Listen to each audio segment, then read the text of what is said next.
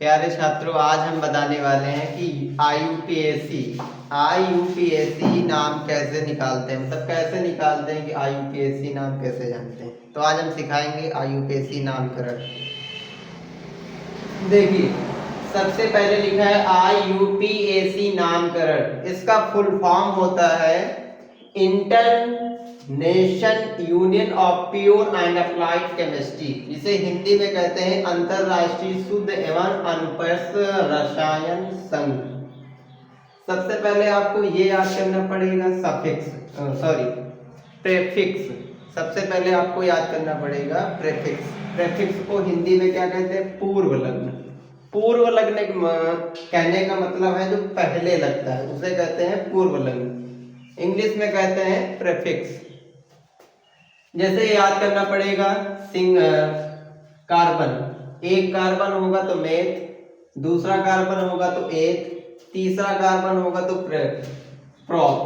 तो इसी प्रकार से याद करना है, 1 से लेकर 10 तक के सभी कार्बनों को हमें सबसे पहले याद करना पड़ेगा। सबसे पहले क्या होगा? Meth, eth, prop, but, pent, hex, hept, oct, non, dec. और इनमें सफिक्स होता है। सफिक्स का मतलब होता है अनुलग्न। अनुलग्न का मतलब जो पूर्व लग्न, सबसे पहले ये लगते हैं, इनके लगने के बाद आता है अनुलग्न, जिसे इंग्लिश में कहते हैं सफिक्स।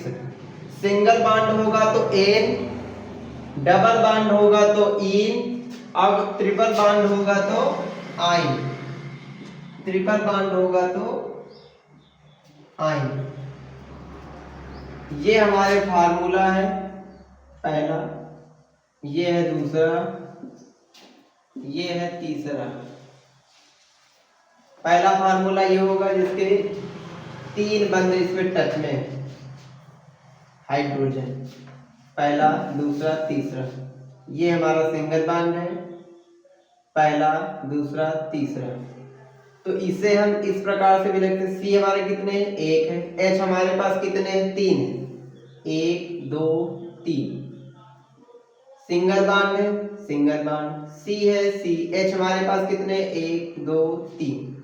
तो इसे हम लिख सकते हैं CH3 सिंगल बॉन्ड CH3।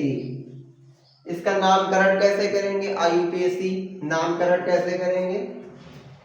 यहाँ पे सबसे पहले लिख लेते हैं 1 2। कार्बन कितने हैं हमारे पास? 2। अब यहाँ पे देखें 2 कितने पर है? 2। डबल कार्बन को हम कहते हैं एथ। डबल कार्बन को कहते हैं एथ। तो यहाँ पे लिखेंगे एथ प्लस,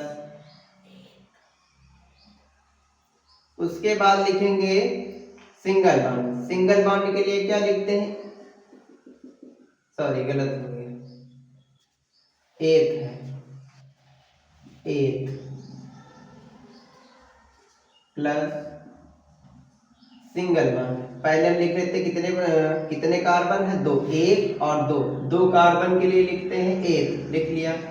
अब देखते हैं यहाँ पे बॉन्ड कितने लगे? Single bond. तो सिंगल बॉन्ड के लिए क्या लगता है? एन। तो यहाँ पे लिखेंगे एन। एन दोनों मिला के बनेगा क्या? दोनों मिला के क्या बनेगा? एथेन। यहाँ पे लिखेंगे एथेन। एथेन, ये इसका आंसर होगा, एथेन। ठीक है। अब यहाँ पे इसमें आ जाते हैं। देखो 1 2, एक कार्बन, दूसरा कार्बन। 2 कार्बन के लिए लिखते हैं एथ। तो यहाँ सबसे पहले लिखेंगे एथ। एथ डबल बॉन्ड। डबल बॉन्ड के लिए क्या लिखते हैं? इन। तो यहाँ पे लिखेंगे प्लस इन। और यहाँ पे हो क्या जाएगा? एथीन।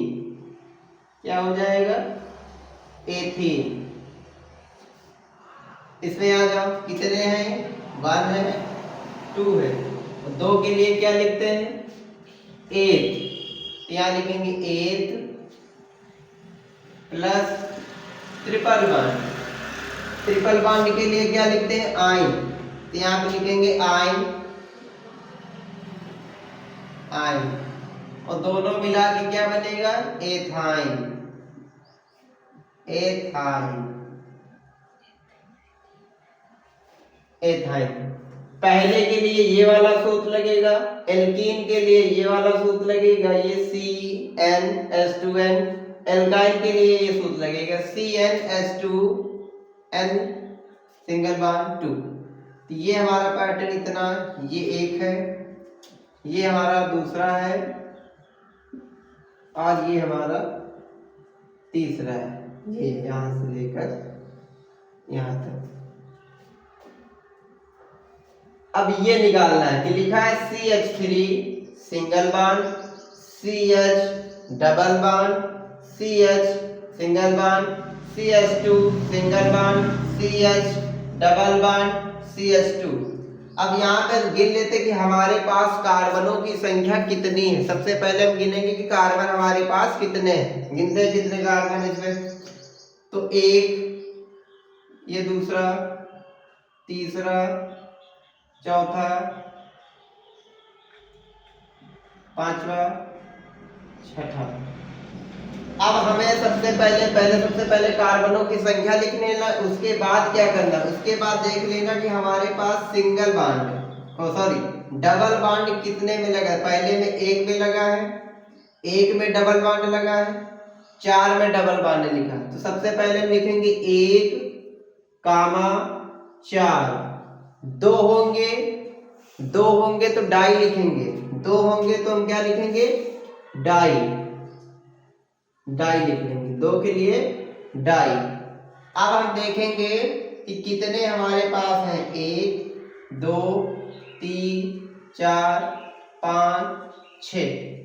6 के लिए क्या लिखते हैं, हेप्ट। तो यहां कामा लगा के लिखेंगे हेप्ट।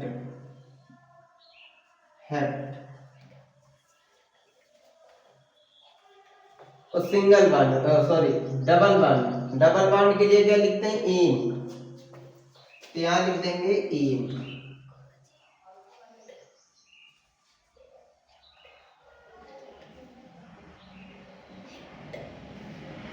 यहाँ पे होगा 1, 2, 3, 4, 5, 6। 1, 2, 3, 4, 5, 6। 6 की जगह पे आएगा हेक्ट, यहाँ पे आएगा है। 6 कार्बन को कहते हैं हेक्ट, यहाँ पे लिखेंगे हेक्ट। और यहाँ पे सिंगल बॉन्ड, डबल बॉन्ड कितने में, 2 में, एक में है और 4 में है। तो कितना लिखेंगे हम, डबल बॉन्ड के लिए ई, यहाँ पे लिखेंगे ई। तो ये हमारा क्या हो जाएगा, आंसर हो जाएगा। ठीक है, आशा है कि समझ में आया होगा।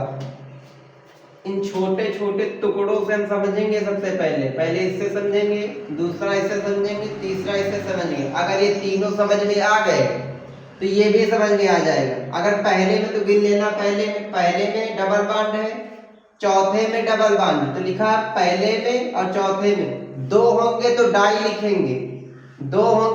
लिखेंगे, फिर गिन लेंगे कार्बन हमारे पास कितने, 6 कार्बन।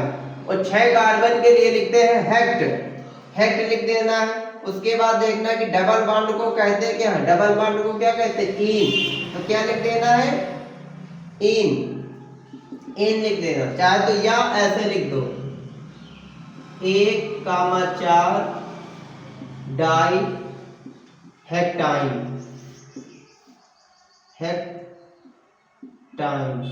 ऐसे भी लिख दो, ये भी सही। जैसे ये लिखते हैं एथीन, एथाइन, ठीक उसी प्रकार से ये लिख देंगे, ये भी सही, ये लिख देंगे, ये भी सही। रोक दो।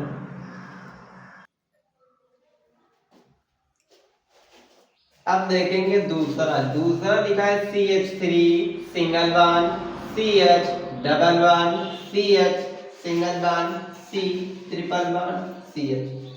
सबसे पहले हम ये देख लेते हैं कि बॉन्डों की संख्या ज्यादा किस तरफ। देखेंगे इस तरफ है सबसे ज्यादा बॉन्ड, तो यहां तक नंबर लिखेंगे 1, 2, 3, 4, 5। अब देखेंगे एक में क्या है, ट्रिपल बॉन्ड, तो यहाँ पे लिखेंगे 1 1 और ट्रिपल बॉन्ड को क्या कहते हैं, आइन, तो 1 आइन। अब देखो तीन को क्या कहते हैं, 3 में क्या लगा है, डबल बॉन्ड को क्या कहते हैं, इन, क्या कहते हैं, इन कह देंगे। उसके बाद देखेंगे कि हमारे पास कार्बनों की संख्या कितनी, गिन लेते हैं 1 2 3 4 5, तो 5 में क्या है, पेंट, तो यहाँ पे लिख देंगे साधारण भाषा में पेंट। यही हमारा क्या होगा, आंसर हो जाएगा। ठीक, अगर समझ में ना आया तो इसको हम और ही भाषा में जैसे लिख सकते हैं, इसे ऐसे भी लिख सकते हैं, 1 आइन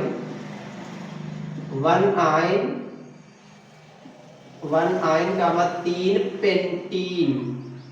पेंटीन भी कह सकते हैं, इन की मात्रा इसमें जुड़ जाएगा, इन पेंटीन, ये भी हो सकता है। अब ये वाला भी करके दिखाइए कि CH3 double bond, CH2 double single bond, CH2 single bond, CH2 single bond, CH3 सब में सिंगल बॉन्ड है।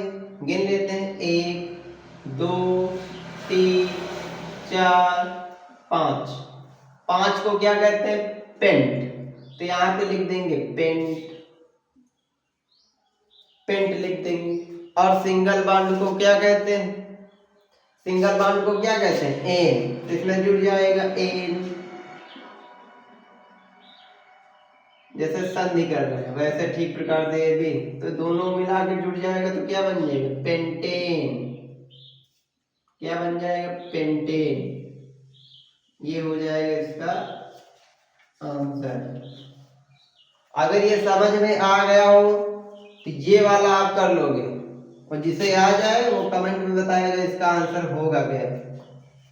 ठीक इसी प्रकार से हिंदी में कमेंट करके बताना इसका आंसर क्या होगा, जिसे आ गया हो। अगर समझ में ना आया हो तो दोबारा फिर बताना, भी तो दोबारा बता दीजिए, तो दोबारा फिर बता देंगे। ठीक, तो ये भी याद रखना, IUPAC का नाम पूरा याद रखना कि IUPAC को फुल फॉर्म क्या होता है, इसे हिंदी में क्या कहते हैं, इसमें प्रीफिक्स और सफिक्स में अंतर क्या होता है, सफिक्स को हिंदी में क्या कहते हैं, सफिक्स को हिंदी में क्या कहते हैं, प्रीफिक्स को हिंदी में क्या कहते हैं, प्रीफिक्स हमारे कितने होते हैं और सफिक्स हमारे कितने होते हैं। अगर कोई पूछे प्रीफिक्स कितने होते हैं, बताएंगे 10। कौन कौन से होते हैं, meth, eth, prop, but, pent, hex, hept, oct, non, dec. अगर पूछे सफिक्स कितने होते हैं तो हम बताएंगे 3 होते हैं, एन, इन, आइन। और कैसे बनाते हैं, इन फार्मूले से बनाते हैं, जैसे पहले लिखा था, पहले शुरुआत में लिखा था 1 2 3। पहला सूत्र था एन का, दूसरा था इन का, तीसरा था आइन का। तो आशा है कि आप लोगों को समझ में आ गया हो। तो IUPAC नाम बड़े से बड़ा हो या छोटे से छोटा हो, ठीक इसी प्रकार से बनेंगे इन सूत्र से, प्रीफिक्स और सफिक्स से।